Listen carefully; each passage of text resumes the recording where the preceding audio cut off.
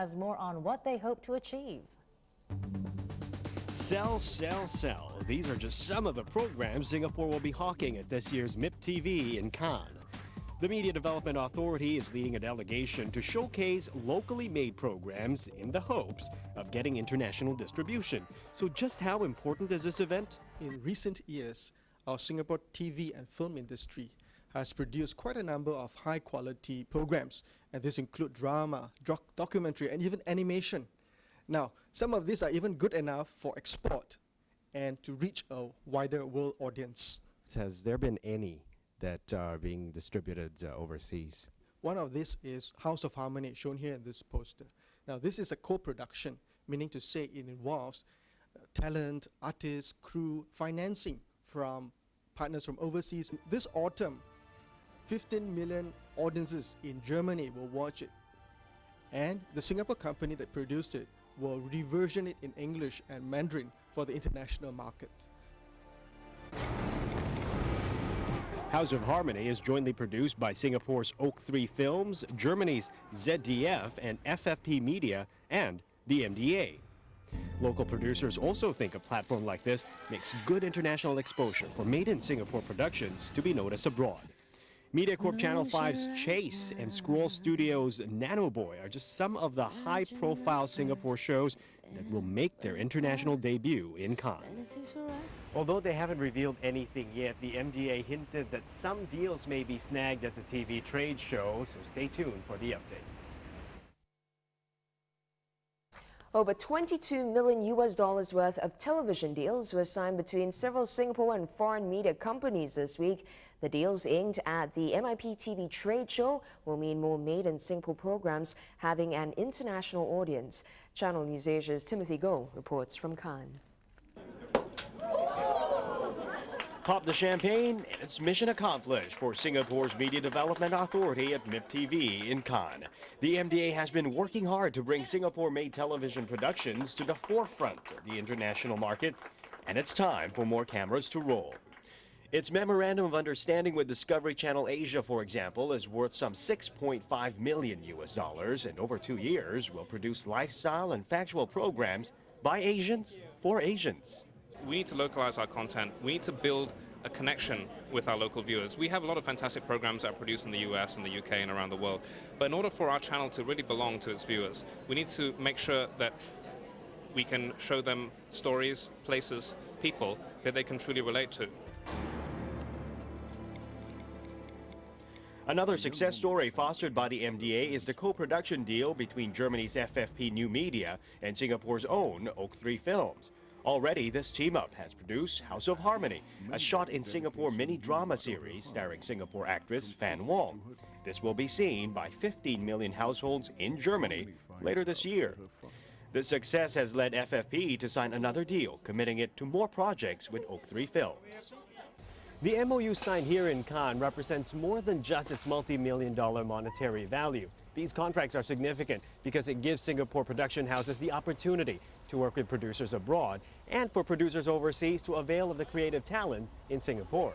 Our co-producers had over 20 years of experience, so you can just imagine the depth of the experience. Especially the actors are enormously talented. I mean, we were very lucky to have actors from Singapore, Fan Wong, and also Mrs. Maggie Q from Hong Kong. But the crew members were very good too. This is a part of the process of making Singapore production companies global as part of our vision to make Singapore a global media city. Dr. Tan says the long-term goal is to bring well-made Asian stories and Singapore stories to a global market. Timothy Goh, Channel News Asia, in Cannes, France. Mei Ling has found the love of her life. The Singapore-Germany collaboration House of Harmony is making a buzz in the TV circles here in Cannes. The TV miniseries has been hailed as a success by its German distributor Beta Films. New place, new face, Singapore. Just remember the name, you will hear that from me more often in the future. That's Beta Films boss Jan Moito, and as far as he's concerned, Singapore is the next hotspot in TV production. We have had this excellent experience producing House of Harmony in Singapore. and after the first good experience you would like different to follow. And we have other big projects which we will produce in and out of Singapore. And in the spotlight as well, Singapore actress Fan Wong, star of House of Harmony, who represents the new face. Never mind if she was mistaken by a news magazine here as being Korean. Well, Fan Wong is Singapore's poster child for international stardom. She's been to Hollywood and back, and now doors are opening for her right here in Europe. So have you heard anything from producers over here at the TV Festival? Yes, there's been discussion about my next movie at maybe a few months later. Yes. Is it a co-production again? It's a co-production between Singapore and Germany and maybe even more. So yeah, it's very exciting. But this joint production has opened doors not just for Fan Wong, but Singapore production houses as well. Because of its success, the Germans have already lined up a few more co-productions with Singapore. Perhaps some Western media will find it easier then to tell Asians apart. Timothy Go, Channel News Asia, in Cannes, France. Now turn on any TV in Japan, Taiwan, Singapore or the Philippines and you're sure to see a Korean drama series or two on primetime. So what's giving these dramas legs to serve abroad? Channel News Asia's Timothy Go went looking for the answers at the recent MIP TV trade show in Cannes. 유혹과 복수라. 우리가 언제나 즐기는 두 가지긴 하지. In recent years, Korea has transformed itself into a heavyweight player in the world of TV and movie entertainment. Much of Asia fell in love with Korean dramas, and although the genre has peaked in Asia, these dramas and their stars are still capable of sending temperatures and ratings sky high. Not to mention tourist arrivals in Korea. At Cannes, the TV trade show even had a special focus on the so-called Korean wave.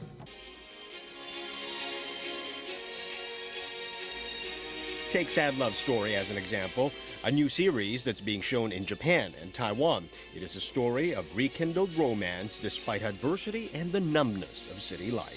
We think that the story is not really complicated, so everyone can understand very easy, and also everyone can share their emotion. They like the people who are really gentle, normal people. They like kind of people who has a warm heart. Samuel Koo of Arirang TV says while competition among the Korean networks drives up the quality of shows, he agrees it all comes down to what viewers want to see. The Koreans themselves take these dramas very seriously, not just as daytime soaps, but something that they can always identify with. So you have tens of thousands of letters urging the writers to please don't make him die, please have them get married. I think they've got a great story to tell. The production technique's definitely up there, and I think it's coupled with very slick packaging. The way they marketed and themselves and all that, it became very hip to be Korean, and they're pushing out a culture that's become really popular in Asia. Korean dramas are also known for being non-violent and free from sexual aggression, unlike those produced in South America or the United States. But the most attractive appeal of Korean dramas is probably romance. Producers say they go heavy on it because it is universal and will always be relevant in Korea, Asia, or anywhere else in the world. This may be the French Riviera, La Côte d'Azur as they say, but everywhere you look, you'll see a little bit of Korea in this TV trade show. And with Arirang TV planning further expansions into the Middle East and Russia, it seems like the Korean wave is not about to break anytime soon. Timothy Go, Channel News Asia, in Cannes, France. And that ends East Asia Tonight. For another look at all the stories in tonight's show, including the full transcript of the interview with Dr. Wong Gang-woo, East Asian Institute Director, on Sino-Japan tensions, please visit our website at channelnewsasia.com/East Asia Tonight. That's one word. I'm Melissa Hyak. Good night.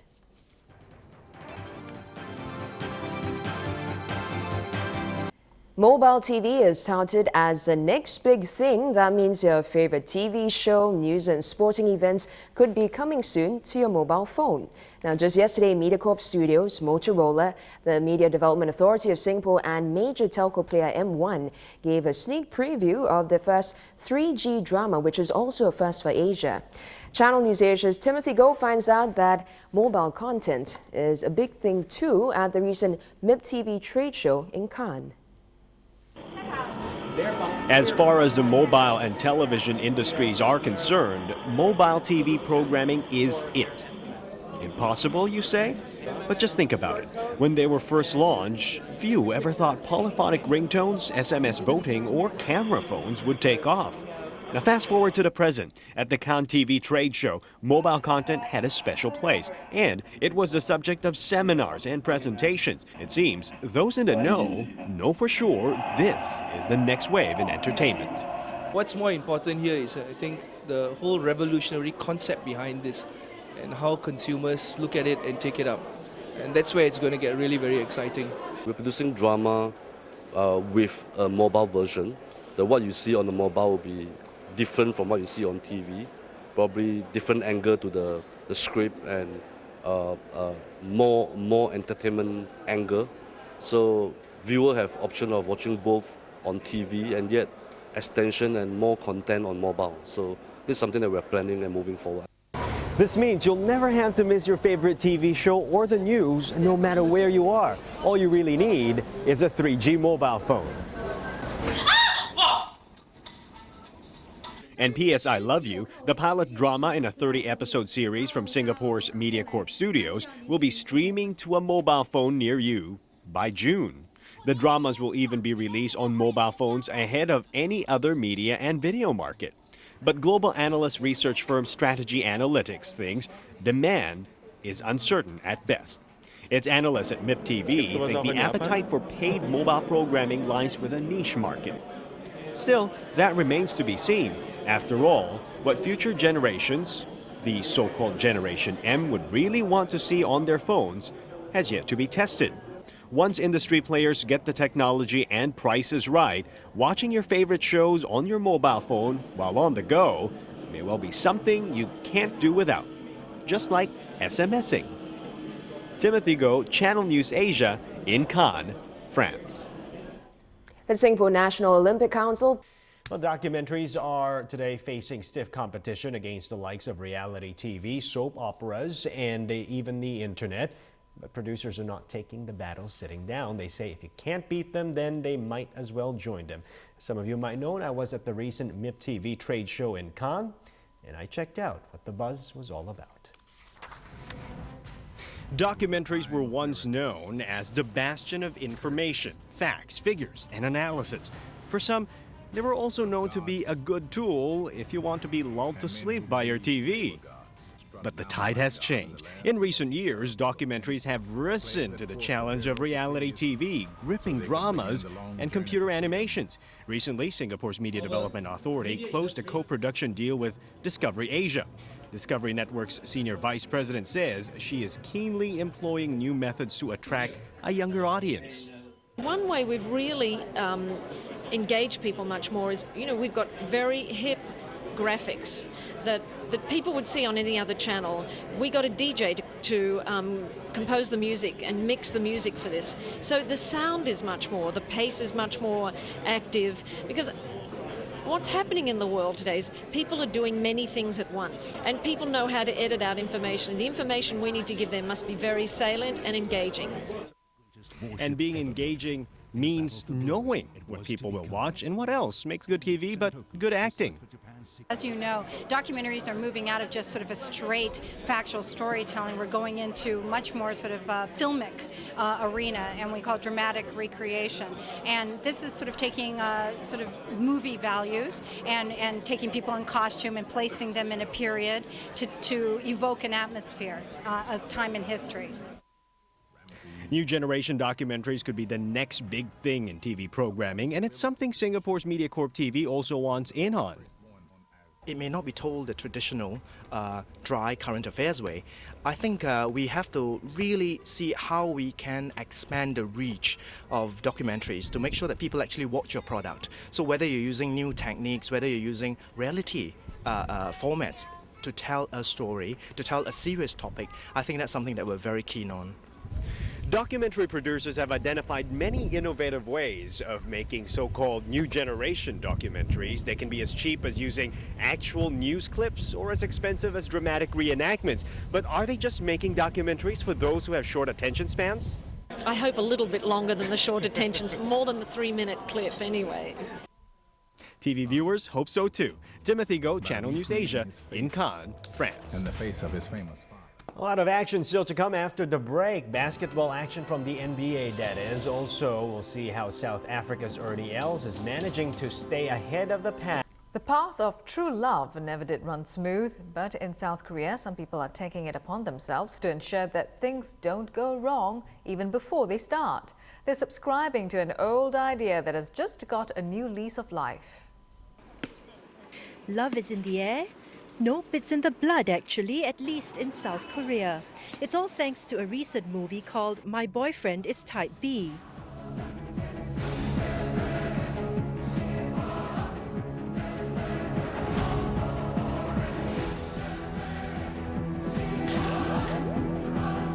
Here's the story.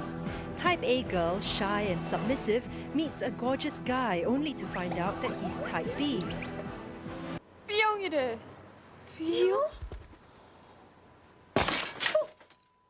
B means bad behavior. He looks at other women and won't share his drink. The film's director says it's not just the stuff of celluloid. Blood type B men are known to be very egoistic and always go on their own ways and stuff.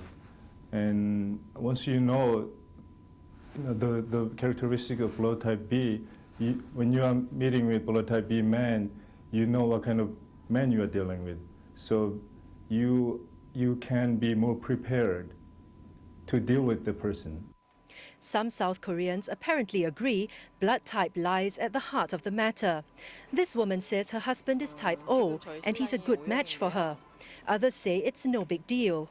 지나고 나서 이제 혈액형 확인해 봤을 때 그때 이제 내 혈액형하고 이 혈액형이 맞구나 여자분이 그런 걸 느끼죠. 근데 처음부터 이 혈액형을 만나야겠다 그런 생각은 없고요. Doctors say 24,000 genes have been identified in humans so far. The A, B and O blood types are only one of the 24,000. And personality comes from a combination of many genes. But that doesn't stop South Koreans lapping up books associating blood type with behavior. The idea first emerged in the 1920s, and it looks set to live on. According to one recent nationwide survey in South Korea, 40% of women said, marry a type B man? No thanks.